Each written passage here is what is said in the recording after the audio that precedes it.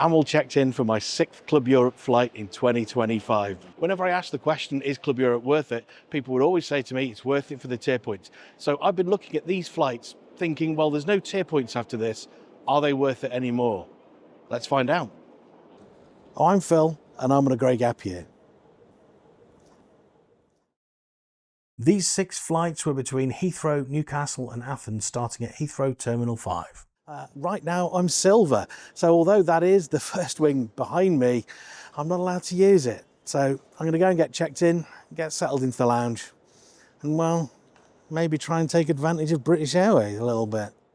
There weren't any queues at Heathrow. I was hand baggage only, so I just printed a boarding card at the machine. In Newcastle there was a short economy bag check queue and no queue in the business class line.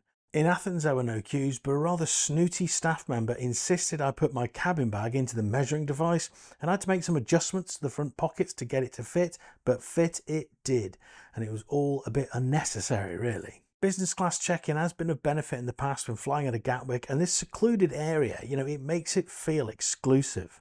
And it can be useful sometimes when I'm checking in at the other end, on the way home. Frankfurt did have a very long economy queue.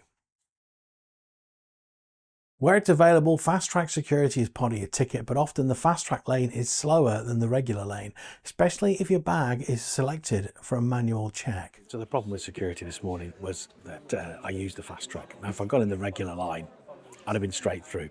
Even though my bag got rejected, I'd have been straight through because there was no rejected bags on any of the other security scanners. Bag got rejected into a long line of rejected bags, and there's other agents standing, doing nothing, right? Just watching this one poor security agent having to run through everybody's bags. A supervisor walked past and I made a polite request, right? I plucked up all my courage and made a polite request. Would it be possible if another agent came over and started helping this lady run through these bags? All credit to the lady that came from the office. She looked like she was a supervisor. All credit to her. She did say that she would bustle off, and she rounded up some troops and a few people came over just to sort of help her out and get through. And I had a similar issue at Heathrow. I could see that the security lanes were running freely once I was clear of security and on my way to the lounge, but this was after I'd just waited 20 minutes in the fast track queue. But this isn't always the case, especially if you get access to fast track immigration. So fast track certainly paid off in that situation. I got fast track passport control as well as fast track security. And there was quite a long line for passport control. I don't know how long it would have been, maybe 15, 20 minutes, maybe half an hour if it moves slowly. A Club Europe business class ticket is going to get you access to a lounge in most airports, and this is probably the best benefit that your Club Europe ticket gets you. Remember though, not all European airports have a lounge for BA business class, like in Catania in Sicily. On this trip I used the British Airways Galleries North Club Lounge. Wow. Just turn left when you come out of security and it's on the same level. I've reviewed the lounges at Heathrow extensively and you can learn about them here. If you've been to any BA lounges in Terminal 5, you'll find that this lounge will meet your expectations. It's a nice but busy space, has the same design as the other 5A business lounge, but this lounge has a terrace, which was a pleasant surprise. The terrace in the first lounge and the Concorde room, well, they're my preference for seating, and it was the same here. Food selection is classic BA, pasta, saucy stews, pies, rice, potatoes and some veg. A decent salad bar and then a Scooby-Doo repeat on the other side, cakes and sandwiches, and then there's always something a bit different, and today there were some nice little tarts and there were pork pies topped with pickle. There are always a few free wine stations dotted around, and if you fancy something stronger there's going to be free pour bars too. They have a reasonable selection of premium spirits, usually almost identical to the first lounge. The fizz that's out will be Prosecco, but I understand you can ask for champagne and the lounge staff will bring it to you by the glass. I fancied a whiskey. I noticed a Talisker next to Johnny Walker Red. Well, that's an easy choice. I know someone's about to criticise the amount of water I've put in there. So I've come to Galleries North for the first time ever. It's very busy in here. I imagine this is the busier of all of the business lounges because it's on the same level as where you come through security. Dinner's out and it looks good. I've got to be honest with you, I've gone for the pie and peas with some nice gravy and had a few potato gratin as well. British Airways doesn't have its own club lounge in Newcastle, and so it uses the Aspire lounge. Once you're checked in at reception, there's two paths you can take. The Priority Pass lounge, which is just branded Aspire, is to the right of the reception desk. But BA give us access to the Luxe lounge, and I felt pretty smug walking to the left of reception, away from the Priority Passes and into what is a lovely paid lounge. What smug little me didn't know is that the Luxe Lounge has an inner sanctum, and it's called the Suite, and it's just for Emirates passengers. Now when you look inside, it looks the same as the lounge I'm in, but I still wanted to be able to go in there. Okay, so the lounge that I was allowed into had a nice coffee machine. It made me a good espresso. There's pastries and cereals. A decent Freeport bar, Glenfiddich 12, Whitley Neal gin, or Grey Goose vodka shots, anyone? Along with a fizzy drinks fountain, more cereal, fruit compote, yoghurt, and then a small hot breakfast station. And in the fridges underneath, there's a selection of beers, wines, mixers, and there's also Newcastle brown ale. Everybody should try that at least once in their life. I rarely, if ever, board early. In fact, I'm usually imbibing so much in the lounge that I sometimes leave it a bit late. So I might have left it a bit long. It says flight closing. Someone flying past me. I hope I'm okay. This could be a problem. Oh no, there's people still there. There's people there. We're okay. We're good. Of course, sometimes the departure boards, they massage the truth. They'll say a flight is boarding when it isn't. But in Newcastle, I had visual confirmation. Making sure there's room for your cabin bag in the overhead lockers is one reason to use priority boarding, but honestly I haven't had an issue with this on BA, and it's unlikely there's going to be an issue with overhead locker space in Club Europe. This seat is essentially an economy seat. Rows 2 to 5 might get an extra inch of pitch on some of the aircraft, but essentially they're the same as the other economy seats. The difference between the economy and business class cabins is just a curtain that separates them. This was demonstrated nicely when I arrived to find my club suite was behind the curtain. Not to worry, Mr. Brassington, we can sort that for you in a jiffy. And one of the pilots helped one of the cabin crew remove the curtain and its fittings and just place it one row further back. And da-da! I'm in club. I've heard on some flights that the curtain gets stuck and half the club passengers are on the wrong side of the curtain. And some flights have no curtain at all, like this one on the way back from Athens. So the seat is standard economy pitch and legroom. There's a tray table. There's a High Life cafe menu, along with an adjustable headrest. There's no in-flight entertainment, so you will need to bring your own. I download a few comedies and then I use this little plastic hinge to just prop up my phone. If you have your own noise cancelling headphones, then this setup is actually okay. So the only tangible difference between the business seats and the economy seats is that the middle seat is left empty. So you and your seatmate, you've got a little bit of extra elbow room and there's no fighting for the armrest. You get them both. This is the English breakfast on a flight from Newcastle to London, which is only an hour and 10 minutes. And the crew, they work their socks off to get the meals out on these really short flights.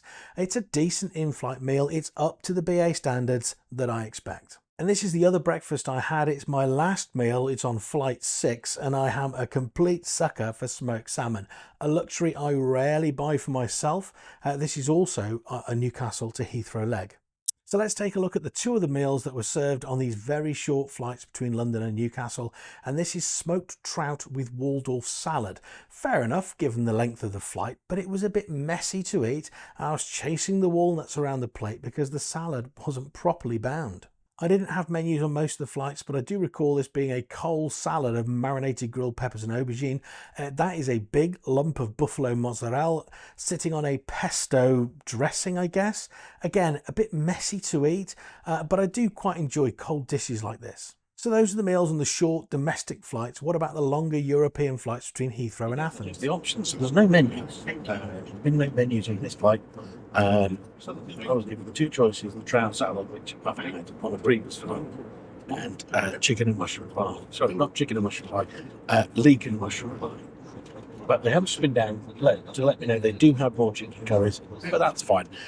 So now we've got a bit of everything, which is really how I like to eat things.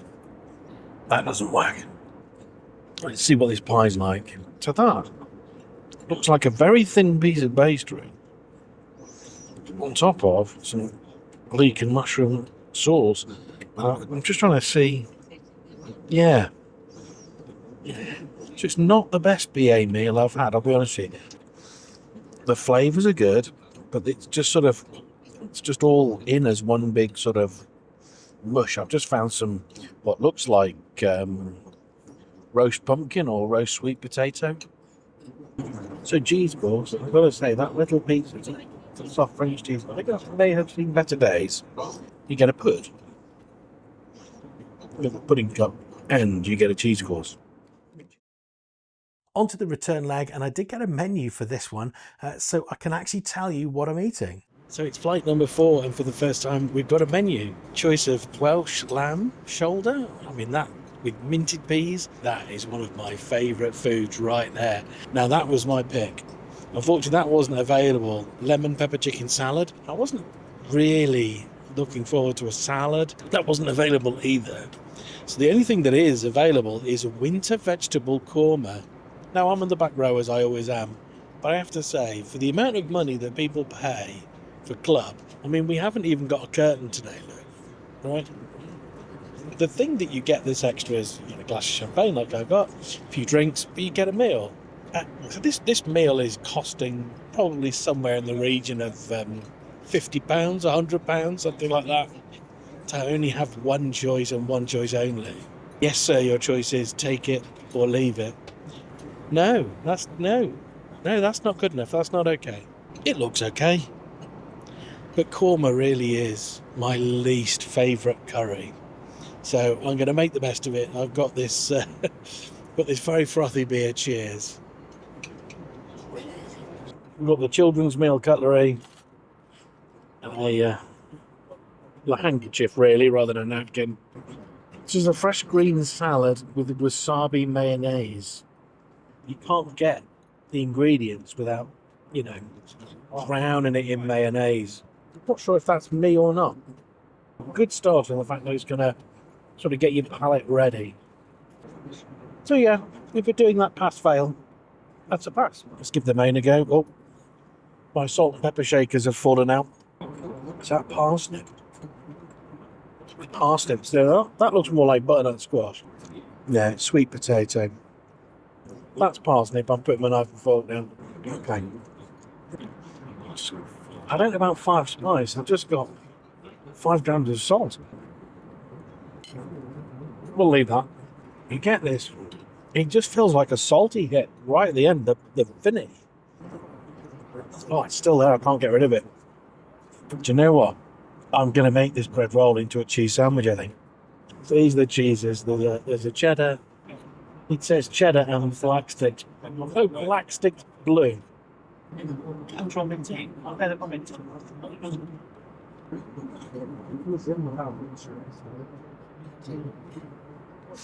not what I expected in business class today. But cheese and pickle sandwich will do. So can dessert save the meal? Tiramisu. It's the one that looks a bit lemon-y. I don't think that's tiramisu. It is tiramisu. I mean, the coffee here at the bottom is absolutely ginormous. I don't know if I'm just in a bad mood because of that lamb. So I'm not even enjoying that. The starter was probably the best course. It was a good starter, but it's just, you can see it's just drowned in mayonnaise. The cheese I've eaten, that was actually really good, and that blue cheese was wonderful. The bread was a bit crusty. It had been sort of in the warmer a bit too long, and it wasn't great. It often is the case, unfortunately, with BA. But I made a cheese sandwich out of it, so I'm not hungry. I haven't finished the dessert, which is, come on, you will know I'm a salad dodger. So that's unusual for me. And then the main course, and do you know what? I'm really not sure what to say about that. Right now, I feel like that is the worst airline meal I've ever had. The drinks are free-flowing, but you can just buy most of them in economy, and based on the BA website, it's about £3.50 for teas and coffees and about £6.50 a shot for spirits. No champagne available in economy, but Prosecco is £8 for a 200ml bottle. But if you're in Club Europe and you're on the short domestic flight and you want to really take advantage of the bar, then make sure you ask during the in-flight service, because there's probably only going to be one. So that should ease my pain and see me into London, shouldn't it? Cheers. Cheers.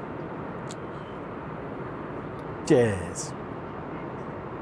On the longer flights between London and Athens, there were no pre-departure beverages, but we did get a pre-dinner beverage along with a snack. And then there was another snack service after dinner, which again, a nice touch.